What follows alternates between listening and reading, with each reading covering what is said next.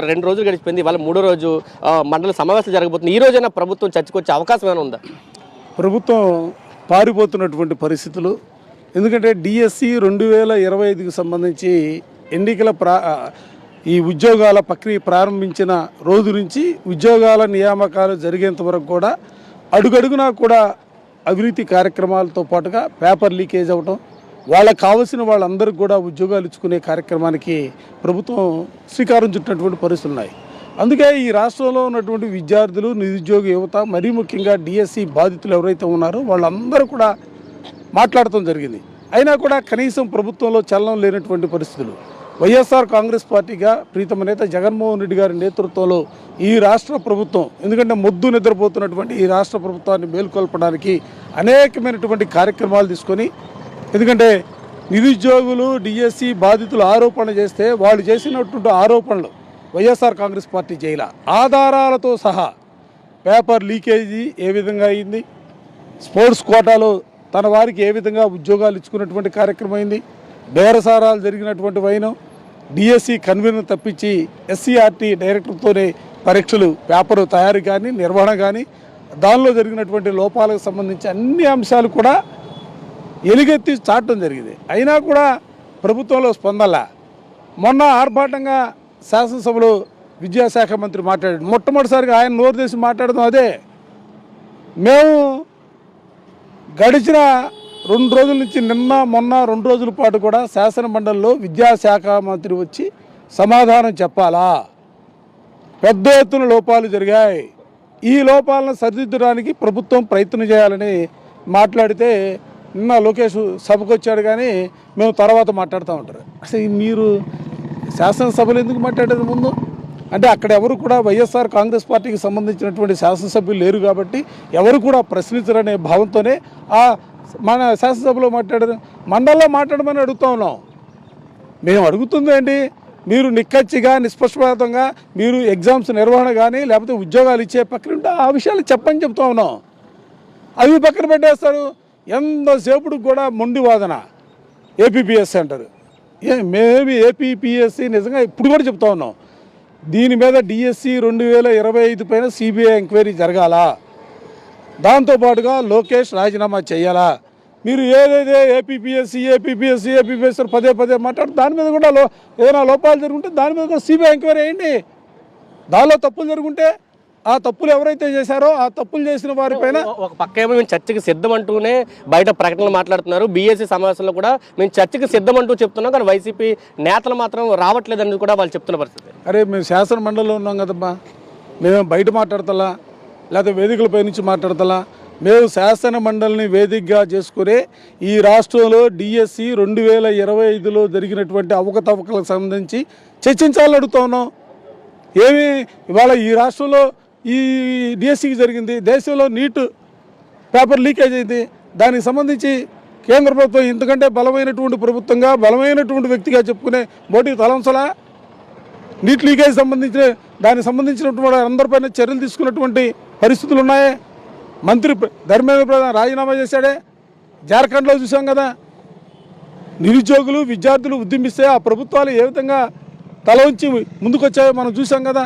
విచారణకి ముందుకొచ్చినటువంటి పరిస్థితులు ఉన్నాయి కదా. ఎందుకు ఇక్కడ మీరు విచారణకి రావట్లా? ఎందుకు భయపడుతున్నారు?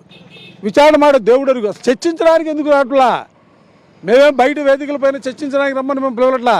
శాసన మండలి వేదికగా మీరు ప్రకటించినటువంటి 4 రోజుల పాటు జరిగే శాసన మండలిలో మీరు రమ్మంటా ఉన్నాం. మొదటి రోజు రాలా, 2వ రోజు రాలా, నిన్న లోకేష్ గారు వచ్చి ఎందుకు మాట్లాడాలా? ఇవాళ మళ్ళీ అడుగుతూ ఉన్నాం. ఇది ఒక డిఎస్సికి సంబంధించినటువంటి అంశంగా వైఎస్ఆర్ కాంగ్రెస్ పార్టీ భావించట్లా. ఈ రాష్ట్రంలో తెలుగుదేశం పార్టీ అధికారంలోకి వచ్చిన తర్వాత ఏ నియామకాలు జరిగినా కూడా ఆ నియామకాల్లో అవినీతి రాజ్యం వెళ్తూ ఉంది. పక్షపాత వైఖరితో అర్హులకు ఉద్యోగాలు ఇచ్చే కార్యక్రమాలు చేయటం లేదు, అనర్హులకి ఉద్యోగాలు ఇచ్చే కార్యక్రమాన్ని చేపడతా ఉన్నారు. అందుకే మేము ప్రశ్నిస్తా ఉన్నాం.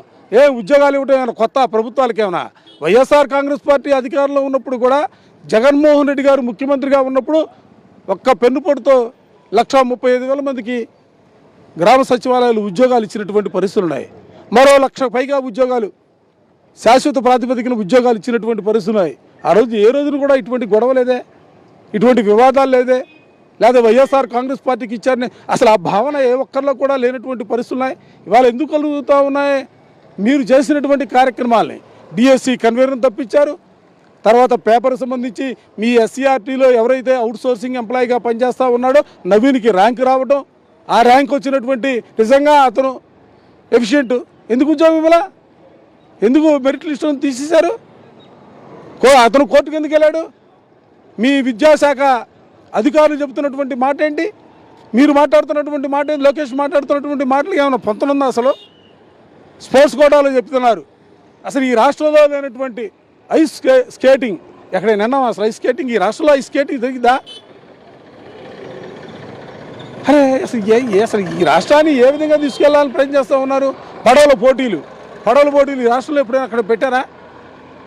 ఎక్కడో దేశంలో ఉన్నటువంటి ఎక్కడెక్కడో ఉన్నటువంటి ఆయా ప్రాంతాలకు సంబంధించి ఆటలుగా ఉన్నటువంటి వాటిని తీసుకొచ్చి ఇక్కడ పెడితే ఇక్కడ వాళ్ళకు ఉద్యోగాలు ఇచ్చే కార్యక్రమం ఏంటి? ఐస్ స్కీయింగ్ అట. అసలు ఎక్కడ పేర్లు కూడా ఇలా. ఈరోజు కూడా మండలిలో ఇదే అంశం మీద మీరు పట్టుబట్టబోతున్నారా?